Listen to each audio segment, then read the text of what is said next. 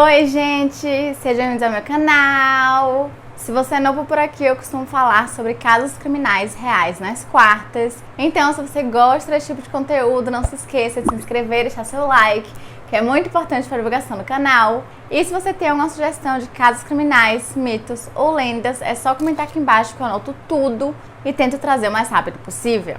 E o caso de hoje foi uma sugestão de vocês, da Poliana, então muito obrigada. Vocês sabem como eu amo quando vocês me sugerem algum caso, principalmente quando é um caso que eu não conhecia, que é o caso do vídeo de hoje. Então, chega já lá blá e vamos pro caso de hoje.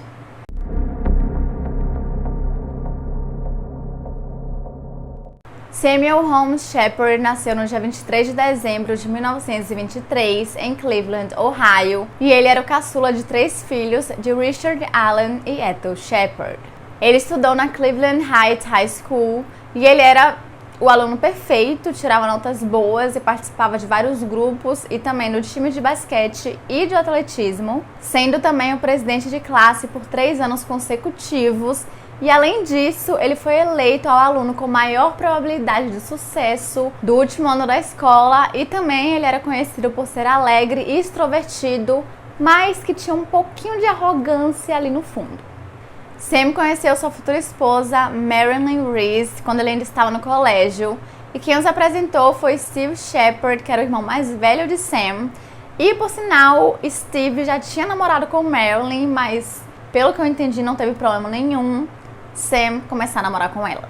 E Marilyn, que era um ano mais velha que Sam, ela acabou se formando e foi para Skidmore College em Saratoga, em Nova York. E enquanto isso, Sam terminava seu 3º ano no ensino médio. Assim que ele saiu do colégio, ele lutou com a ideia de se tornar um atleta profissional, chegando até a receber diversas bolsas de estudos esportivos em pequenas faculdades que também tinham o intuito de que ele se tornasse um treinador após a sua formação. Mas Sam decidiu seguir o mesmo caminho de seu pai e dos seus irmãos mais velhos e ir estudar medicina osteopática. Durante esse tempo, a Segunda Guerra Mundial estourou, fazendo com que ele quisesse se alistar no exército. Mas seu pai, que era um homem bem persuasivo, acabou lhe convencendo a ser médico, porque, de acordo com ele, Sam seria mais valioso para o seu país dessa forma, ao invés de ir para o exército. Em seguida, Sam entrou na Hanover College, na Indiana, para estudar cursos pré-osteopáticos. Em 2 anos, ele completou seus cursos e foi fazer cursos complementares na Western Reserve University, em Cleveland, no verão de 1943. Ele estudou e se formou na Escola Osteopática de Médicos e Cirurgiões de Los Angeles, onde recebia notas acima da média, e enquanto isso, ele e Marilyn mantinham seu relacionamento à distância, até que em 1945, Sam pediu para que ela fosse para a Califórnia, onde eles rapidamente se casaram, mas sem a presença de seus familiares, no dia 21 de fevereiro. O casal então decidiu alugar um apartamento e Marilyn rapidamente conseguiu um emprego como secretária. E eles acharam que já estava na hora certa para que começassem a criar uma família e ter filhos. Mas infelizmente, a primeira gravidez de Marilyn, ela sofreu um aborto espontâneo. Mas no início de 1947 nasceu o primeiro e único filho deles, Samuel Reese Shepard, que é basicamente o mesmo nome do pai, então eles apelidaram o bebê de Chip Shepard, então é assim que eu vou chamar ele daqui pra frente. Depois que Sam se formou na faculdade, completou seu internato e recebeu seu diploma de doutor de osteopatia, ele se tornou residente em neurocirurgia no Hospital do Condado de Los Angeles. Mas pouco tempo depois, os pais de Sam acabaram convencendo ele e Marilyn a voltarem para Ohio no verão de 1951, e então ele se juntou com seus pais e seus irmãos no hospital Bayview Hospital e também nos consultórios particulares que eles tinham. Inicialmente, Sam e Marilyn acabaram alugando um apartamento, mas Richard, o pai de Sam, acabou emprestando dinheiro para eles para que eles pudessem dar entrada em uma casa. E então eles compraram uma casa muito bonita de 2 andares, 4 quartos, na Lake Road, em Bay Village, que é um subúrbio em Cleveland, que fica perto do lago Erie. Enquanto Sam praticava medicina, Marilyn era dona de casa, que era algo que acontecia com todas as mulheres que se casavam naquela época. E eles também frequentavam a igreja metodista local, onde Marilyn dava algumas aulas bíblicas, e ela chegou até a ser batizada na sala de sua própria casa. Então ela era realmente uma pessoa que estava bem envolvida na igreja. Além disso, ela compartilhava do entusiasmo de seu marido por esportes. Então eles sempre tinham várias reuniões em sua casa com os vizinhos e amigos, onde eles jogavam golfe ou outros jogos. E na noite do dia 3 de julho de 1954, foi uma dessas noites, eles receberam alguns amigos em casa e enquanto estavam assistindo um filme chamado Strange Holiday, Sam acabou adormecendo no sofá e depois de um tempo Marilyn acompanhou seus vizinhos para fora. Por volta das 4h30 da manhã do dia 4 de julho, Marilyn Shepard, que estava grávida há algumas semanas, foi brutalmente espancada em sua cama com um instrumento desconhecido. O quarto estava coberto de respingos de sangue e gotas de sangue foram encontradas no chão por toda a casa. Alguns itens estavam faltando, como por exemplo o relógio de pulso de Sam Shepard, um chaveiro e a chave, e o anel da fraternidade que ele tinha. De acordo com Sam, ele estava dormindo quando ouviu os gritos de sua esposa. Ele correu para o andar de cima onde ficava o quarto principal e viu uma forma branca e em seguida foi nocauteado no pescoço. Quando ele acordou, viu a pessoa no andar de baixo e então seguiu para fora da casa até o lago Erie, onde rolou uma briga e ele foi novamente nocauteado. Às 5h40, um vizinho e amigo da família chamado Spencer Hoke, que também era o prefeito da cidade, recebeu um telefonema de Sam desesperado dizendo que alguém havia matado Marilyn. Spencer e sua esposa Esther Hoke foram até a casa do Shepard, onde encontraram Sam sem camisa, com uma mancha de sangue na região do joelho de sua calça e com alguns espasmos no pescoço que seriam o resultado do nocaute, além de parecer estar desorientado e em choque. A ambulância e os policiais chegaram pouco tempo depois, às 6h da manhã, e não tinha nenhum sinal de entrada forçada, e o cachorro da família, que costumava latir para intrusos, estava quieto e em nenhum momento os vizinhos relataram latidos. E Chip Shepard, que estava com 7 anos de idade, ainda estava dormindo em sua cama, como se nada tivesse acontecido. E como geralmente acontece nesse tipo de caso, Sam Shepard foi imediatamente acusado como sendo o primeiro suspeito do caso, e ele foi preso no dia 30 de julho de 1954, onde foi acusado de assassinato em primeiro grau. Seu primeiro julgamento começou no dia 18 de outubro do mesmo ano, e esse caso ele recebeu uma atenção gigantesca da mídia, a ponto dos jornais e mídias de Ohio receberem várias críticas, dizendo que eles estavam fazendo cobertura inflamatória, e foram criticados por imediatamente acusar Shepard como o único suspeito. Um juiz federal mais tarde chegou a fazer uma crítica dizendo que se houve algum julgamento feito por um jornal, esse caso seria um exemplo perfeito disso, principalmente o Cleveland Press, que agiu como acusador, juiz e júri. Durante a investigação, os promotores, incluindo John J. Mahon, que estava concorrendo a uma vaga no Tribunal da Justiça Comum do Condado de Cuyahoga, descobriram e divulgaram no julgamento que Sam Shepard teve um caso de 3 anos com uma mulher chamada Susan Hayes, que era uma enfermeira no mesmo hospital em que Sam trabalhava, no Bayview Hospital. A promotoria argumentou que seu caso com Susan era o motivo de Shepard para matar sua esposa. E John Mahon aproveitou bastante o fato do caso para poder incriminar Sam, mesmo não tendo evidências fortes que o ligavam diretamente ao crime, além do fato dele estar na casa no momento que tudo aconteceu. Ele também chegou a enfatizar algumas inconsistências nos relatos de Sam em relação ao intruso, porque ele não tinha visto muito bem, então às vezes ele mudava um pouco, mas ele sempre dizia que o homem tinha cabelos grossos. Outra questão levantada no julgamento era o fato de que Sam, que havia sido nocauteado perto do lago, que é um local onde tem bastante areia, ele não tinha nenhuma areia em cima dele, então muitas pessoas acharam isso um pouco esquisito. E o promotor também especulou que a camiseta de Sam, que estava desaparecida, deveria conter uma grande quantidade de sangue, mas isso nunca foi provado. E além disso, John Mahon ainda afirmou que Sam havia encenado tudo aquilo e que nunca teve um intruso e que ele realmente era o assassino e que tinha feito tudo aquilo. Mas a falta da arma do crime fez com que as coisas ficassem um pouquinho complicadas para a acusação, até que o legista Samuel Gerber chegou a testemunhar e ele disse que embaixo da cabeça de Marilyn tinha uma mancha de sangue e que o ferimento dessa mancha de sangue deveria ter sido feito por um instrumento cirúrgico, lembrando que Sam era cirurgião.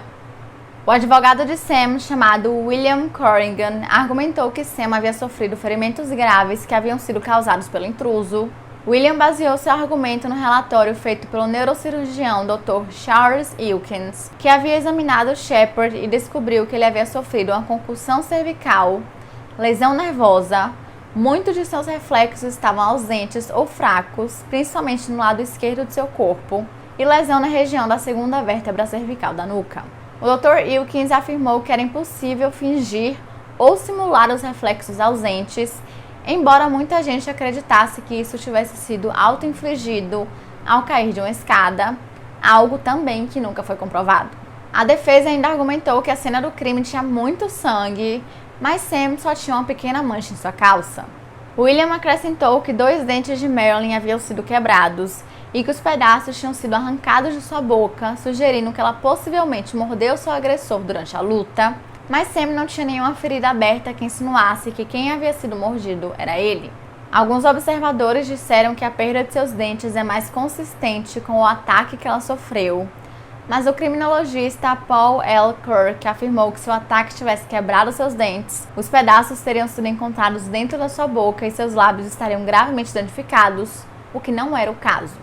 18 testemunhas chegaram a ser entrevistadas e 2 delas afirmaram que eles realmente haviam visto um homem que batia com a descrição fornecida por Sam saindo da casa dele naquela noite. Antes do julgamento, o juiz Edward J. Blythem fez uma entrevista onde ele afirmou com certeza, com todas as palavras, que Sam Shepard era o culpado e que não tinha mais ninguém que pudesse ter feito isso. E ele também não instruiu o seu júri a desconsiderar a mídia que estava em cima do caso, e ele não descartou as pessoas que haviam sido influenciadas, o que não pode, mas tudo bem.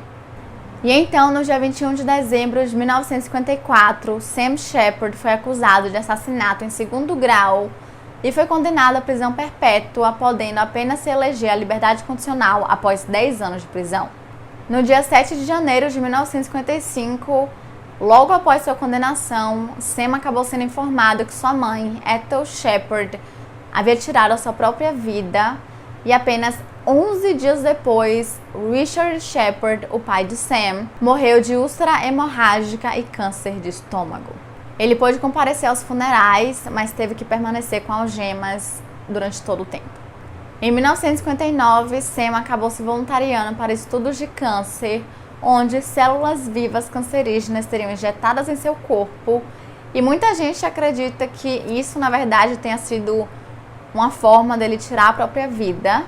E no dia 13 de fevereiro de 1963, o sogro de Sam, Thomas S. Reese, acabou tirando a própria vida também em um motel em East Cleveland. No dia 30 de julho de 1961, William Corrigan, que era o advogado de Sam, também acabou falecendo. Eu não consegui descobrir o que aconteceu com ele, mas os irmãos de Sam, que sempre acreditaram nele e acreditavam fielmente que ele era realmente inocente, contrataram um novo advogado chamado F. Lee Bailey e também contrataram um cientista forense para que fosse reexaminar o caso, chamado Dr. Paul Leland Kirk. E F. Lee Bailey conseguiu um mandado de habeas corpus por um juiz que disse que o julgamento de 1954 havia sido uma completa e absurda palhaçada, principalmente pela influência absurda que a mídia teve no caso e também pelos falsos relatos que estavam sendo considerados como verdade absoluta. E no dia 6 de junho de 1966, a condenação de assassinato de Sam Shepard foi anulada e ele foi libertado, e apenas 3 dias depois ele se casou com uma mulher chamada Ariane Tebenjohans, que era um alemão que ele havia trocado cartas enquanto ele estava na prisão, e na verdade eles estavam noivos desde janeiro de 1963. Agora, com a condenação anulada, a promotoria precisava montar o caso novamente dentro de 60 dias ou retirar suas acusações, mas eles optaram por repetir o julgamento com as poucas evidências que tinham. A seleção do júri começou no dia 24 de outubro daquele mesmo ano, e 8 dias depois começou o segundo julgamento de Sam Shepard. Dessa vez, o interesse da mídia permaneceu alto, mas o júri foi isolado para que eles não fossem contaminados com as informações externas, incluindo as fake news. A acusação apresentou essencialmente o mesmo caso de 12 anos antes, mas Bailey fez o seu melhor para descreditar as testemunhas durante seus interrogatórios, Quando o legista Samuel Gerber testemunhou sobre a arma do crime que ele tinha descrito como sendo um instrumento cirúrgico, ele admitiu que, na verdade, nada nunca foi encontrado que levasse ele a tirar essa conclusão e que não tinha nada que ligasse Sam fisicamente ao assassinato de Marilyn. O Dr. Paul Leland Kirk também apresentou as evidências de respingos de sangue que haviam sido coletadas na casa de Shepard em 1954, que sugeriam que o assassino era canhoto, mas Sam era destro. E ao contrário do primeiro julgamento, nem Sam Shepard nem a enfermeira Susan Hayes foram interrogados, o que foi uma estratégia que teve muito sucesso, e depois de deliberar por 12 horas, o júri voltou no dia 16 de novembro com o veredito de inocente. 3 semanas após o julgamento, Sam apareceu no programa The Tonight Show e também ajudou a escrever o livro Endure and Conquer, que apresentou sua versão do caso e deu uma visão de como haviam sido seus anos de prisão. Em 1966, logo após sair da prisão, Sam Shepard abriu um consultório médico no subúrbio de Columbus, em Gahanna, Ohio, e recebeu alguns privilégios de cirurgião no hospital de Youngstown, o que é um pouco esquisito porque ele estava há 10 anos sem fazer nenhuma cirurgia, né? Tanto que deu ruim. Apenas 5 dias depois de receber esses privilégios, ele estava fazendo cirurgia em uma mulher e cortou acidentalmente sua artéria, fazendo com que ela morresse na mesa de cirurgia. E no dia seguinte, em uma outra cirurgia, ele acabou matando acidentalmente um outro paciente. E então, depois de alguns meses, ele decidiu se afastar da medicina e acabou recebendo alguns processos dos familiares. Em 1969, Ariane acabou pedindo o divórcio, não sei porquê, e logo em seguida, Sam decidiu lutar profissionalmente e o seu nome era Killer. Sério? Não tinha nenhum outro nome. Nenhum. E pouco tempo depois ele acabou se casando com a filha do seu empresário de 19 anos, chamada Colleen Strickland. Mas no dia 6 de abril de 1970, ele acabou sendo encontrado morto em sua casa. E de acordo com os primeiros relatórios médicos, ele havia tido uma insuficiência hepática. Mas pouco tempo depois foi descoberto que, na verdade, ele havia sofrido lesões bioquímicas cerebrais por conta de deficiência de tiamina, que geralmente acontece quando tem um consumo de álcool muito grande. Ele foi enterrado no Forest Lawn Memorial Gardens e seu corpo permaneceu lá até 1997, quando seu filho, Chip Shepard, pediu que ele fosse exumado para teste de DNA em uma tentativa de limpar o nome de seu pai. Mais tarde, ele foi cremado e suas cinzas foram enterradas em Mayfield Heights, junto com o corpo de Marilyn Shepard. Em 1999, Marilyn Reese Shepard foi exumada como parte de um processo civil para confirmar se o bebê que ela estava carregando era realmente de Sam, e durante esse exame foi descoberto que seu feto já havia sofrido uma autópsia anteriormente, algo que nunca foi revelado pelos investigadores em 1954. E uma análise de DNA de sangue na cena do crime mostrou que havia presença de sangue de uma terceira pessoa, que não era Marilyn nem Sam, o que finalmente comprovava que Sam estava dizendo a verdade todos esses anos. Durante o julgamento civil de 1999, um homem chamado Richard Eberlin, que era um faz-tudo que trabalhava ocasionalmente na casa do Shepard, passou a ser considerado um suspeito no caso. Eberlin achava Marilyn muito bonita e atraente e estava muito bem familiarizado com o layout da casa. Em 1959, os detetives chegaram a interrogá-lo sobre vários roubos na área e ele confessou que havia roubado alguns itens da casa de Marilyn que estavam na casa do irmão de Sam Shepard em 1958. E ainda admitiu que o sangue encontrado na cena do crime era dele, porque ele aparentemente havia se machucado enquanto lavava as janelas um pouco antes do assassinato. Ele também chegou a fazer um teste de polígrafo, no qual o examinador na época disse que ele havia passado, mas alguns anos depois esse teste foi reavaliado e na verdade tinha dado como inconclusivo ou que ele realmente estava mentindo. Mas de qualquer forma, esse sangue encontrado na cena do crime foi comparado com o de Eberlin e não bateu, então eles acabaram desconsiderando como suspeito. Porém, em seu leito de morte, ele confessou que realmente havia matado Marilyn naquela noite. E tem até uma testemunha que chegou a confirmar essa história. Existem também outros 2 suspeitos nesse caso, um deles sendo Esther Hoke, que era a esposa do prefeito.